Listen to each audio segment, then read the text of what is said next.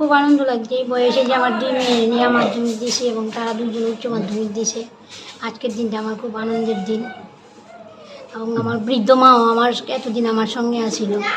বৃদ্ধ মারও কাছে রেখে আমি যে পরীক্ষা দিয়েছি আমার অনেক বড় একটা সাফল্য। আজকে মা মাধ্যমিক দিল এত বছর পর। মার খুব ইচ্ছে ছিল মাধ্যমিক দেবে, এত বছর দেওয়া হয়নি। তারপর এবার যখন আমরা 12 দিচ্ছিলাম বলছিলাম ঠিক আছে মা দাও না, দেখি না কি হয়, একবার তো ট্রাই করে দেখতেই পারো কি হয়। তার জন্য মা বললো, সাহস নিল, ঠিক আছে শুরু করলাম এইভাবে। Don't forget to like, share, and subscribe to East Mojo. For any queries, put them down in the comments section below and press on the bell icon for notifications.